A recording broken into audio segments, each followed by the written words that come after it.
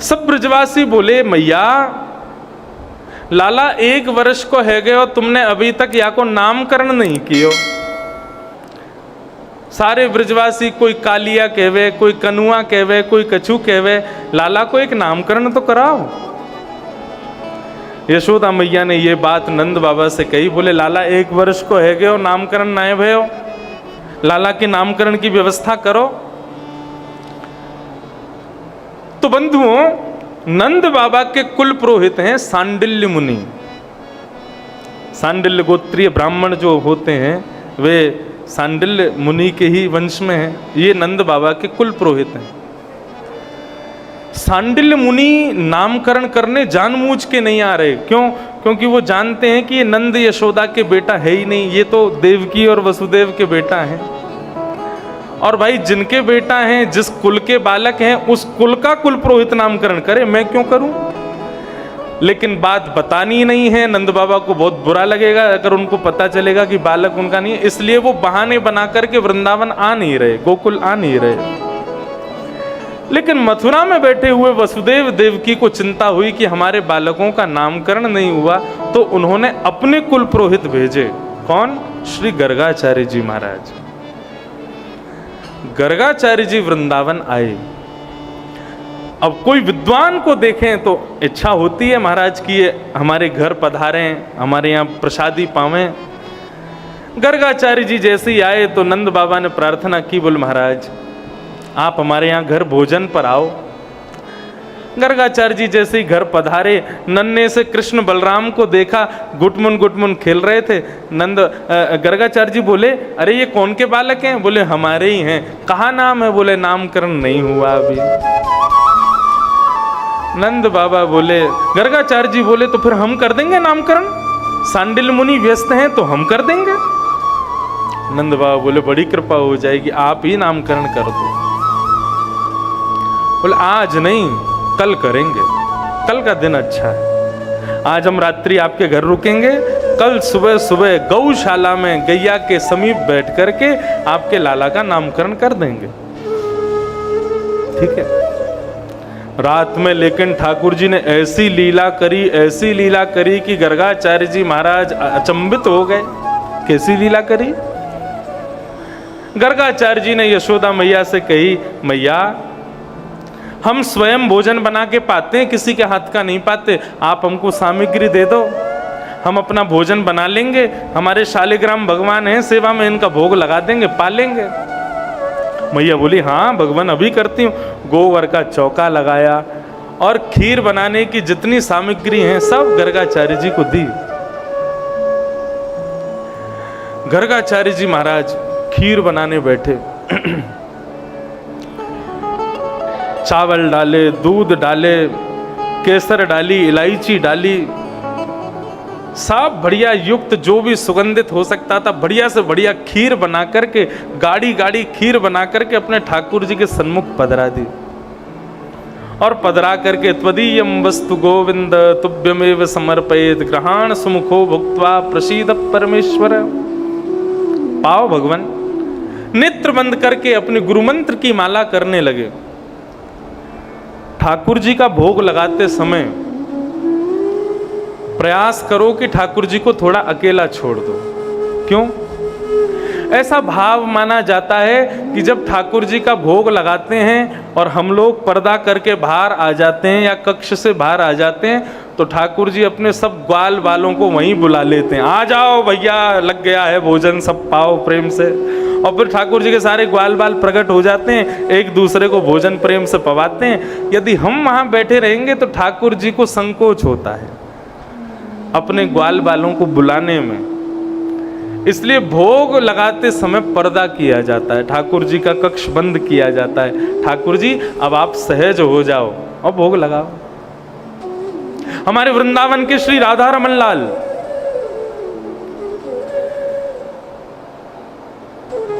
बड़े बड़े मंदिरों में थाली में भोजन नहीं जाता, सारी की सारे परात में ही भोजन जाता है। मतलब जैसे कढ़ी जिस परात में बनी है या जिस पात्र में बनी है, पूरा पात्र जाएगा ठाकुर जी के पास। और सब ठाकुर जी के सामने रख दिया जाता है, और एक तरफ खाली कटोरी, खाली चम्मच, खाली सब बर्तन रख दिए जाते हैं, और ठाकुर जी को कह देते हैं प्रभु अब ग्वाल वालों को बुलाओ, प्रेम से जो सामग्री आपको बढ़िया लगे प्रेम से पाओ। ये भोजन का विधान है। लेकिन घरों में लोग थाली में सजा के ले जाते हैं। तो श्री राधा रमन जी का भोग लग रहा था। भोग का भी एक समय होना चाहिए, और वो समय ठाकुर जी को बता देना चाहिए, ठाकुर जी हम 25 मिनट बाद दोबारा आएंगे, ऐसा कह करके जाना चाहिए। ये सब पुष्टि के परंपराएं हैं। जरूरी नहीं है हर समुदाय में हर जगह एक सी हो। और बाकी मैंने एक दिन कहा था ना कि आपके घर के ठाकुर जी जैसा आपको बढ़िया लगे वैसा करो, लेकिन मेरा काम है थोड़ा अच्छा बताऊं। ठाकुर जी को समय बता के जाओ, हम अभी आ रहे हैं 25 मिनट में, आप प्रेम से प्रसाद पाओ। ऐसे ही श्री राधा रमन जी का भी एक समय है, 40 मिनट 45 मिनट तक ठाकुर जी के भवन में कोई नहीं जाएगा।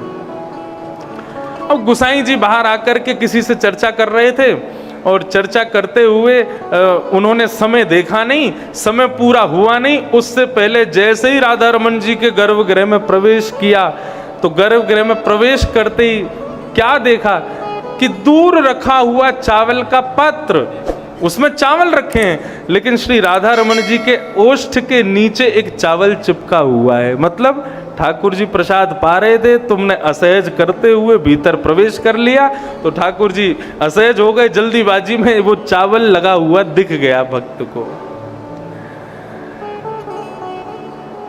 कभी करके देख लेना, ठाकुर जी को एक समय बता के जाना, 2-4 दिन तक उसी समय पर आना 25 मिनट बाद, लेकिन एक दिन थोड़ा पहले पहुंच जाना।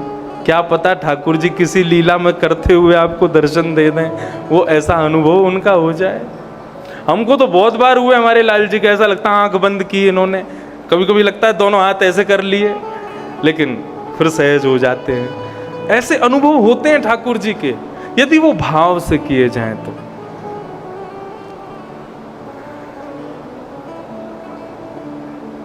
ठाकुर जी प्रेम से भोग पाते हैं यदि भाव से पवाओ तो। गर्गाचार्य जी ने खीर बनाई, खीर बना करके अपने ठाकुर जी के सन्मुख रख दी, और सन्मुख रख करके अपने गुरु मंत्र का जाप नेत्र बंद करके, ठाकुर जी आप सहज होके प्रेम से पाओ, मैं 108 माला करूंगा, उसके बाद भोग उठाऊंगा। ऐसा भाव करके गर्गाचार्य जी माला जपने लगे। अब इतने में ही खीर की मधुर सुगंधी भीतर खेल रहे कन्हैया को आने लगी। कन्हैया दाऊ दादा से बोले, अरे दाऊ दादा कहाँ भयो लाला? बोले एक नयो भक्त आयो है, तो माने खीर बनाई है। अच्छा, मेरो बड़ो मन है रहो कि मैं जाकर के वह खीर को भोग लगाए लूं। नंद बाबा बोले, अरे तो फिर देरी क्या बात की, जल्दी जा, जाके भोग लगा। ठाकुर जी गुटमुन चल करके बाहर आए। बाहर आकर के गर्गाचार्य जी के ठाकुर जी के सामने धरी हुई खीर को अपने मुख से लगा करके पाने लगे। गर्गाचार्य जी के जैसे ही नेत्र खुले, सामने देखा पात्र है नहीं, कहाँ चला गया। तभी बगल में देखा नन्हे से कन्हैया अपने गोद में पात्र रख करके पूरे मुंह पर खीर सान करके और अपने हाथों से खीर पा रहे हैं। जैसे ही गर्गाचार्य जी ने देखा, अरे यशोदा मैया, अरे मैया जल्दी आ, देख तेरे लाला ने कहा कि हो। कहाँ भयो? बोले मेरे ठाकुर जी की भोग झूठो कर दियो, याने बिना भोग लगे पहले ही खा लियो, सबरो झूठो कर दियो। अरे अब तो गोबर को चौका दोबारा लगाना पड़ेगा, फिर से भोग बनाना पड़ेगा, सब झूठो कूटो है गयो। यशोदा मैया बोली, महाराज आप चिंता मत करो, मैं फिर से गोबर को चौका लगवा दूंगी। अब नेक्स्ट बालक है, वाने देखी होगी खीर में किशमिश पड़ी है, खीर में इतनी बढ़िया बढ़िया सामग्रियां मीठी होगी, हमारे खा गए हो, आप क्षमा करो। ठाकुर जी को उठा करके यशोदा मैया ने भीतर आंगन में पुनः बिठा दिया। ठाकुर जी के मुंह पर खीर लगी थी।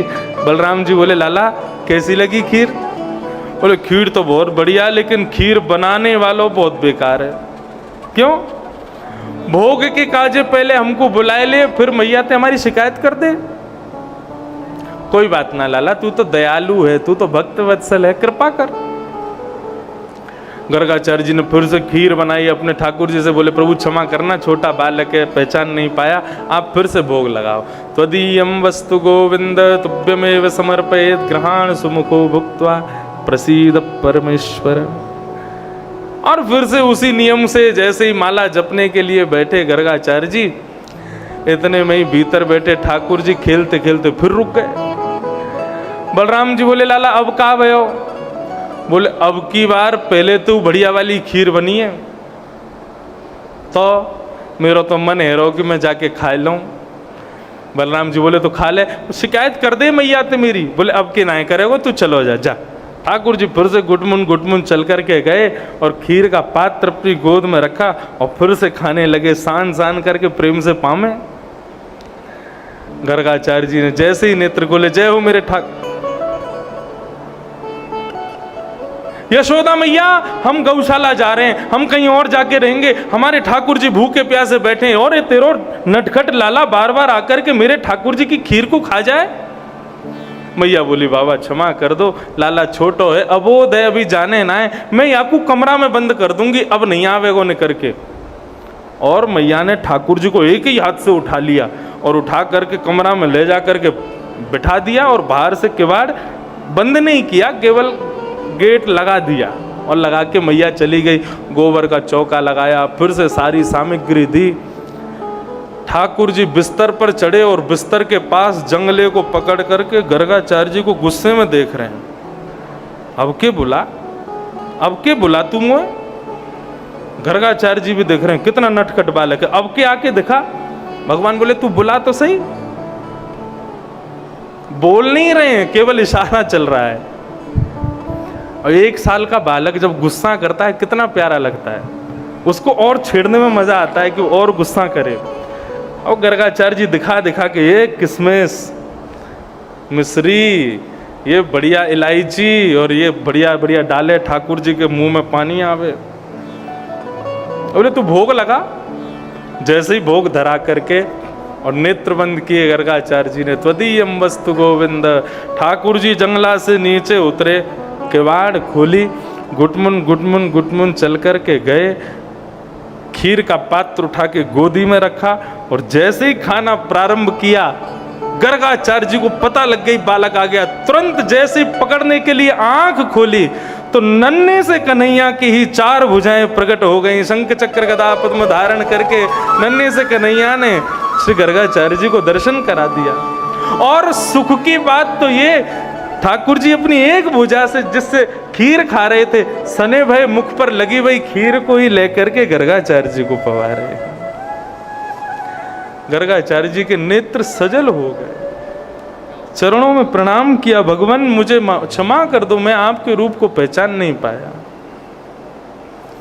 भगवान बोले हमने इसलिए अपना रूप दिखाया क्योंकि कल जब तुम हमारा जन्मपत्री पढ़ोगे, हमारा नामकरण करोगे, तब तुमको सब पता चल जाना है कि मैं कौन हूं। और कहीं तुमको उस समय पता चला और तुमने मैया और बाबा के सामने बोल दी कि ये तो साक्षात परमात्मा है, तो सारी लीला पर पानी फिर जाएगा।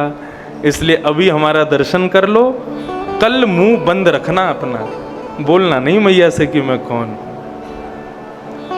कौन पावे आको पार, प्रेम नदिया की सदा उल्टी बहे धार।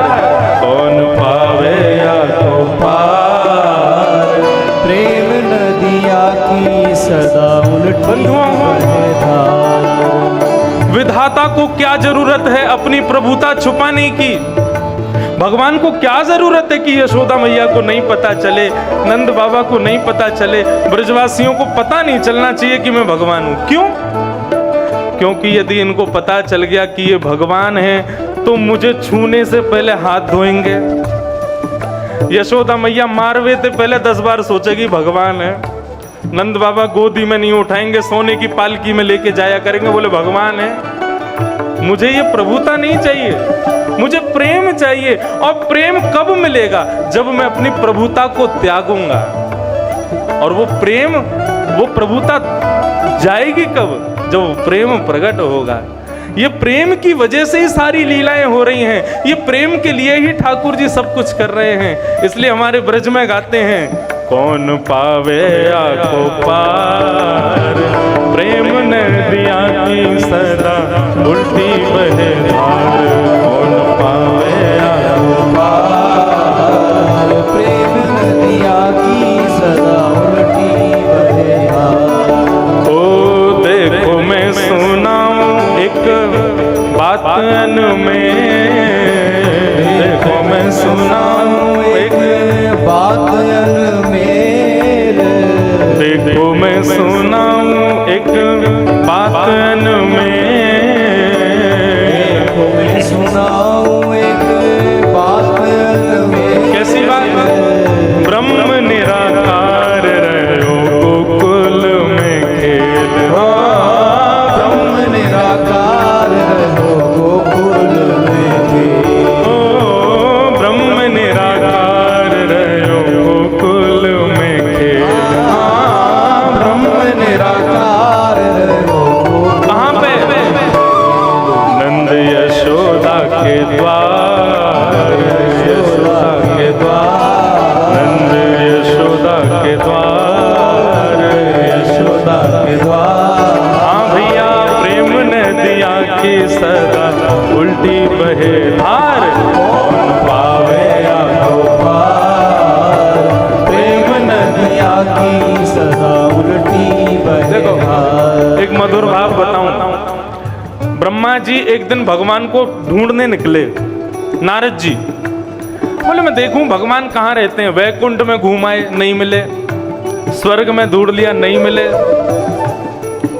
सब जगह खोज लिया, ठाकुर जी नहीं मिले।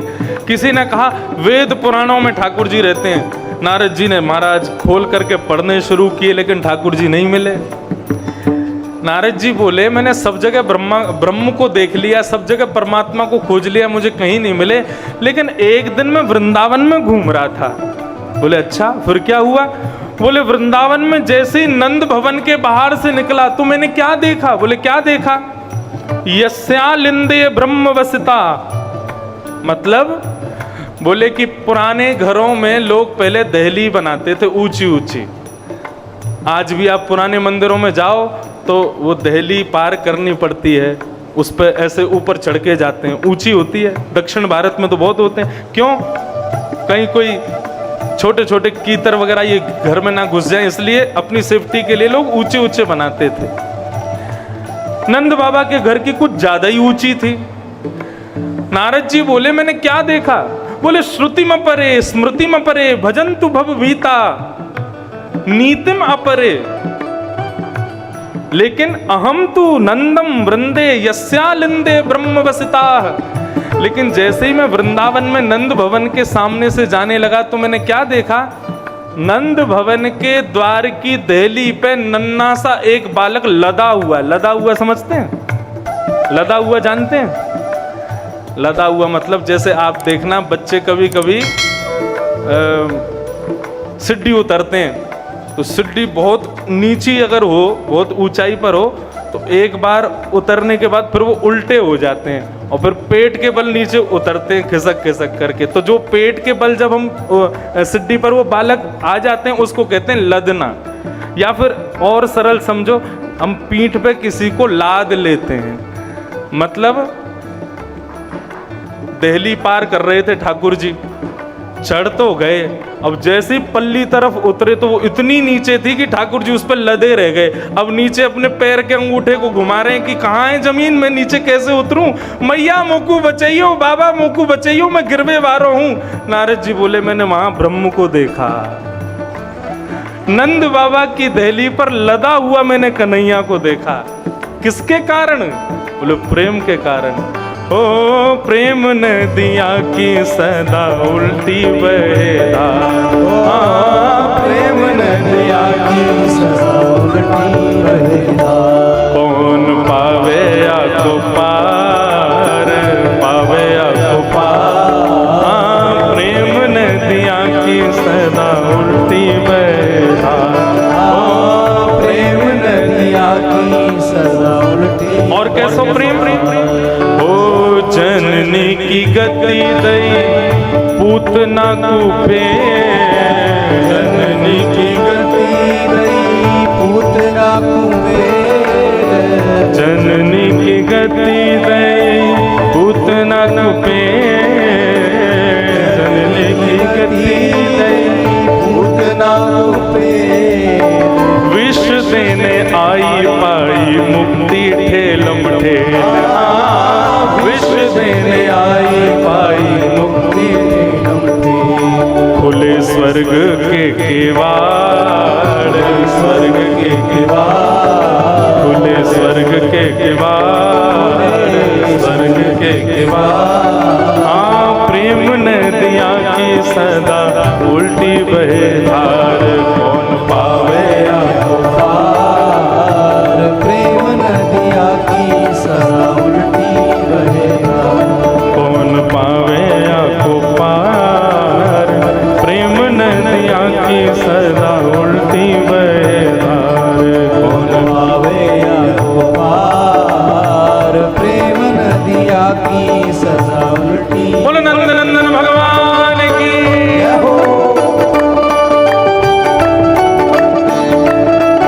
मीठी मीठी ताली बजा के गाओ करताल बजा के गाओ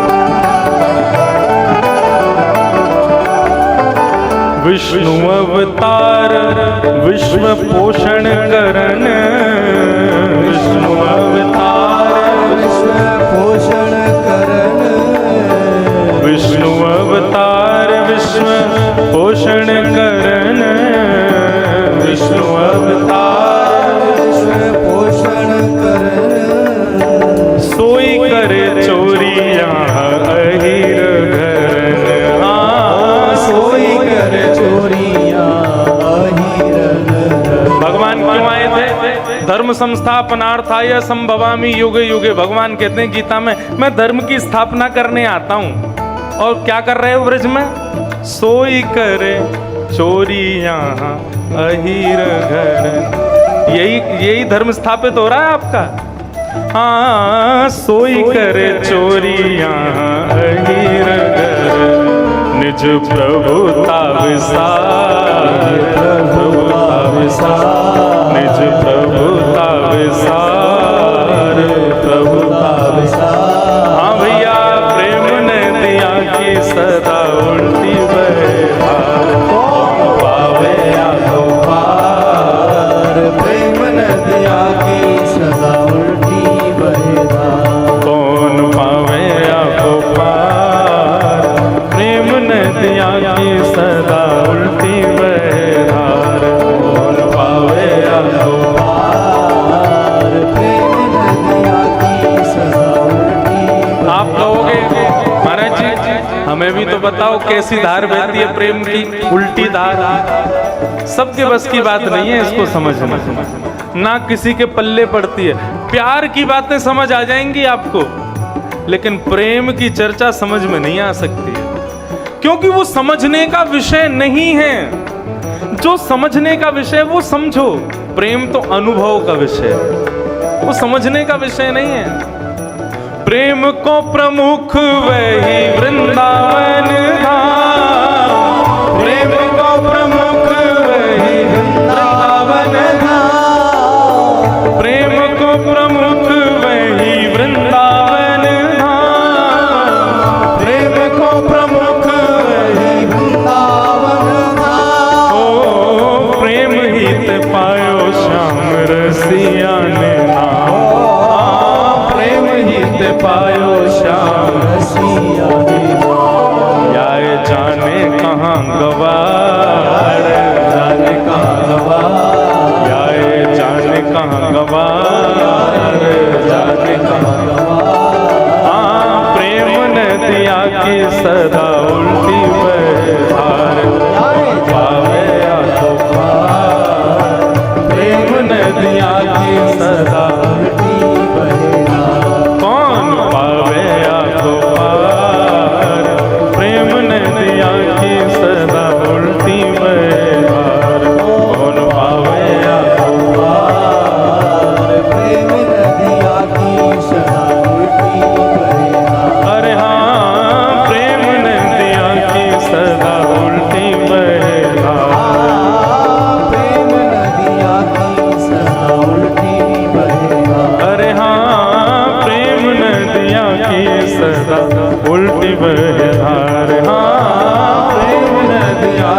सदा उनकी।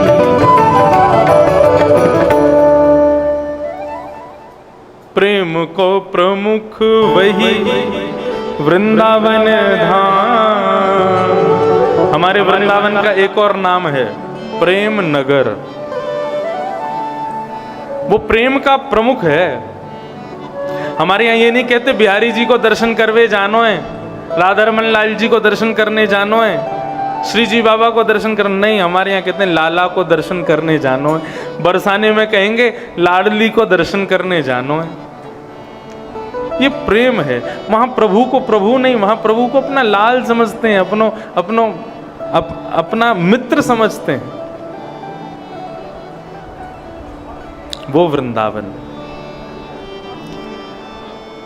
ठाकुर जी बोले गर्गाचार्य जी किसी को बताना मत हम कौन है। गर्गाचार्य जी बोले जो आज्ञा। और दूसरे दिन प्रातःकाल जैसे ही यशोदा मैया और रोहिणी मैया दोनों बालकों को लेकर के गौशाला में पहुंची, यशोदा मैया ने अपनी गोद में बलराम जी बिठाए और रोहिणी ने अपनी गोद में कन्हैया बिठाए। दोनों ने अदला बदली कर ली बच्चों की, गर्गाचार्य जी की परीक्षा के लिए। देखें तो सही ये बता पाते हैं कि नहीं। सबसे पहले यशोदा की गोद में बैठे हुए जैसे बलराम जी को देखा, उनकी आंखें देख करके, उनके मस्तिष्क की रेखा पढ़ करके गर्गाचार्य जी समझ गए ये यशोदा के बेटा नहीं है। और कह दिया अयम ही रोहिणी पुत्रो रमय श्रुहिदो गुणी आख्यास्यते रामेति वलाधिक्यात् वलमलं विदु। हे यशोदा मैया, आपकी गोद में जो ये बालक बैठा है ना, ये आपका नहीं है, ये रोहिणी का बेटा है। यशोदा मैया बोली हम तो आपकी परीक्षा ले रहे थे, आप तो सच में जानते हैं ज्योतिष। बोले मैया ये रोहिणी जी का बेटा है, इसका नाम मैं राम रखता हूं। क्यों? क्योंकि ये राम जी के समान अपने कुल की, अपनी मर्यादा की सदा रक्षा करेगा। परंतु बल की अधिकता होने के कारण लोग इसको बलराम कह करके पुकारेंगे। अब तो जैसे ही बलराम जी का नामकरण हुआ, बलराम जी नाचने लगे, मेरो नाम रख दियो, मेरो नाम रख दियो। कन्हैया से बड़े हैं। रोहिणी जी की गोद में बैठे हुए कन्हैया को जब देखा, ठाकुर जी को देख करके गर्गाचार्य जी की बहुत देर तक समाधि लगी रही। और कैसी समाधि? बोले त्रातक समाधि। त्रातक समाधि कैसी होती है? ना आंखें पलक झपकती हैं, ना नाक से श्वास निकलती है, और धड़कन देखोगे तो धड़कन भी बंद, मतलब वो मरा हुआ व्यक्ति के समान है व्यक्ति। त्रातक समाधि लग गई और देख रहे हैं एक टक कन्हैया को। भगवान इशारा कर रहे हैं नहीं नहीं नहीं, योगी है ना, मेरे को देखते ही समाधि में जाते हैं। यशोदा मैया बोली बाबा कहाँ भय हो, नामकरण करो लाला को। कोई उत्तर नहीं। जोर से यशोदा मैया बोली कहीं बाबा पधार तो नहीं गए?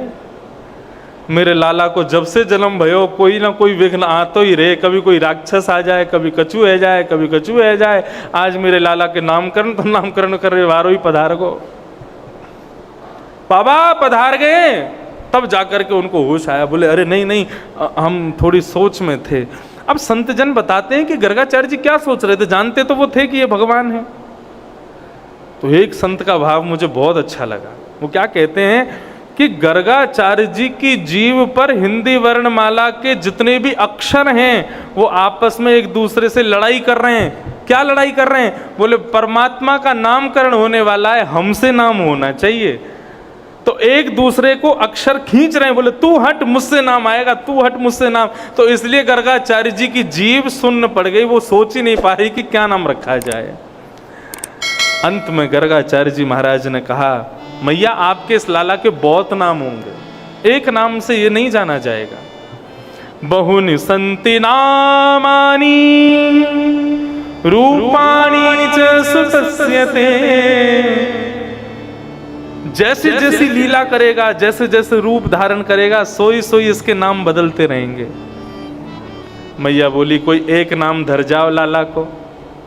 अब तुम कहो 1000 नाम, तो 1000 नाम तो कैसे बुलाऊंगी, एक कोई नाम मुँह को बता दो जैसे मैं अपने लाला को बुलायो करूं। बोले मैया शुक्ले रक्तस्तथा पीत इदानीं कृष्णतां गत।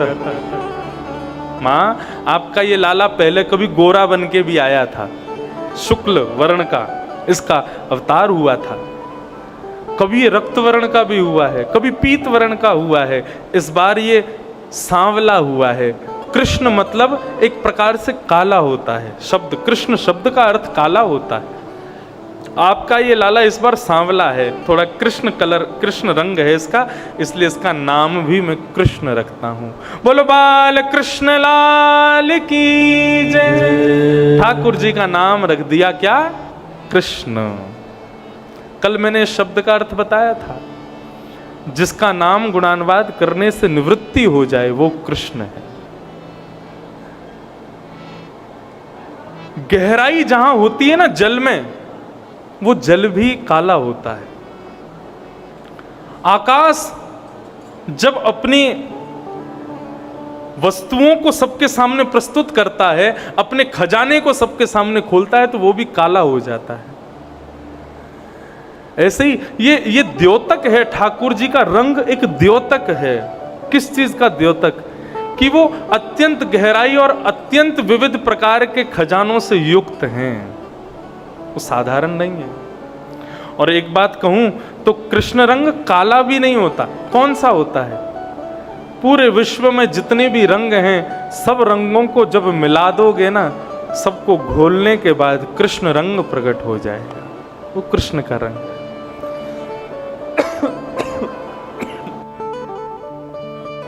भगवान का नामकरण हुआ। अब तो नामकरण जैसे हुआ, ठाकुर जी और सुंदर सुंदर लीला कर रहे हैं। कैसी कैसी लीला करते हैं?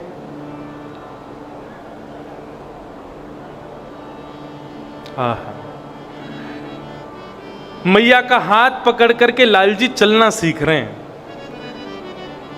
परीक्षित से सुखदेव जी कहते हैं, परीक्षित सावधान हो जाओ, पूरे विश्व को चलाने वाला आज स्वयं चलना सीख रहा है।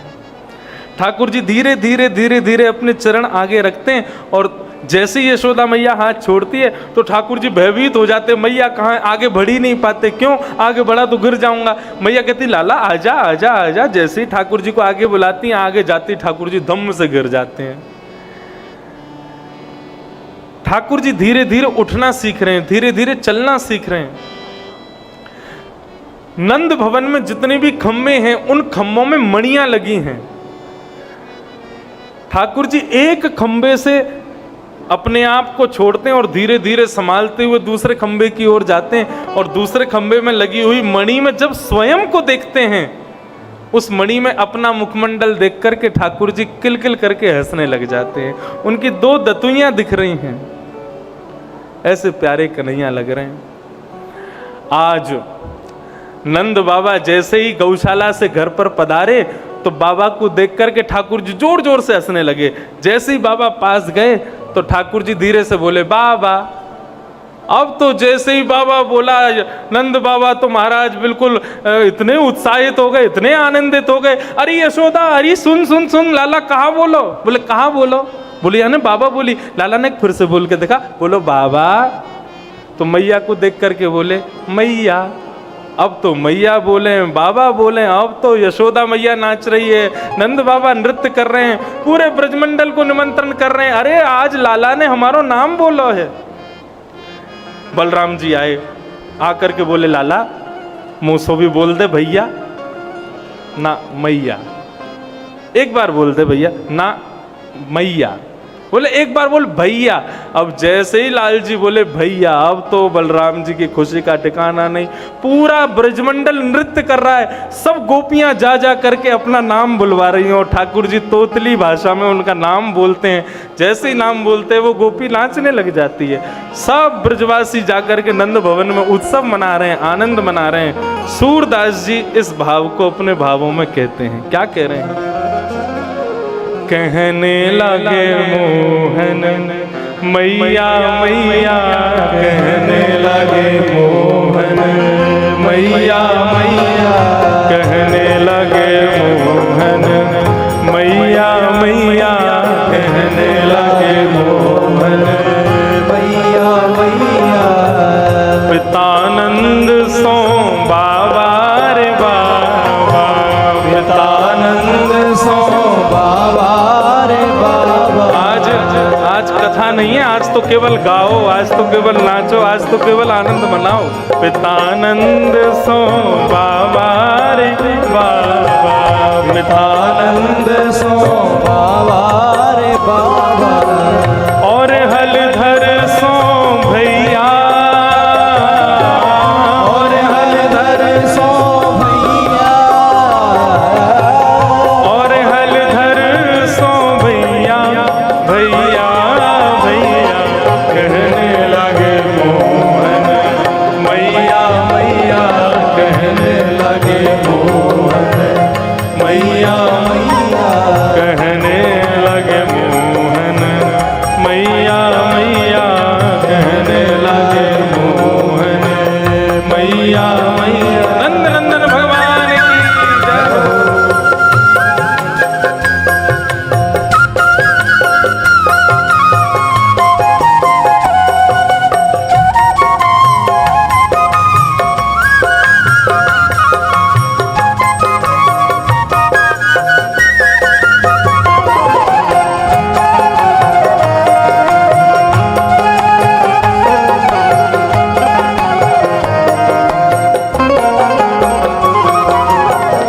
दूर खिलन जन जाओ लाल रे, दूर खिलन जन जाओ लाल रे, दूर खिलन जन जाओ लाल रे, दूर खिलन जन जाओ लाल रे। ओ मार्ग काहू की गैया,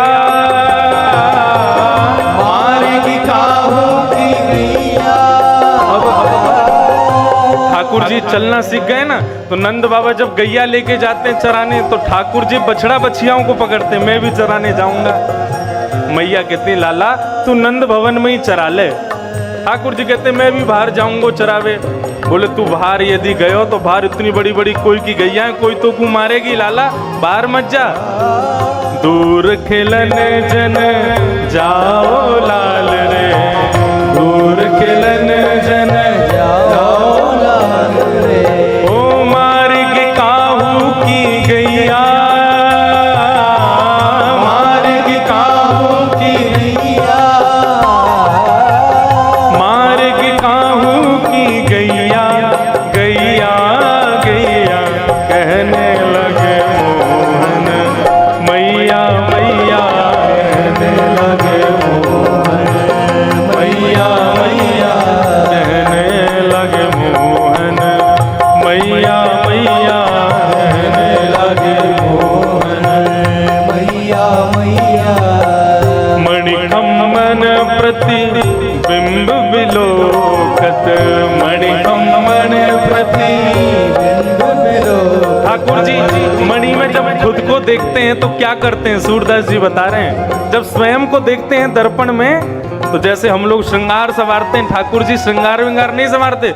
जैसे ही ठाकुर जी शीशे के सामने पहुंचते हैं, मणि के सामने पहुंचते हैं, सोई नाचने लग जाते हैं, अपने आप को देख के नृत्य करते हैं। सूरदास जी वर्णन कर रहे हैं, मणिखम्मणि प्रति बिंब विलोकत, मणिखम्मणि प्रति बिंब विलोकत, नाचत कुंवर कन्हैया, नाचत कुंवर कन्हैया रे, नाचत कुंवर कन्हैया, कन्हैया कन्हैया कहने लगे मोहन, मैया मैया कहने लगे मोहन, मैया मैया कहने लगे मोहन, मैया मैया कहने लगे मोहन, मैया मैया। और सूरदास प्रभु तुमरे दरस को, सूरदास प्रभु तुम्हारे दर्शन में, दरस को। सूरदास प्रभु तुम्हारे दरस को। चरणन की बल जैया,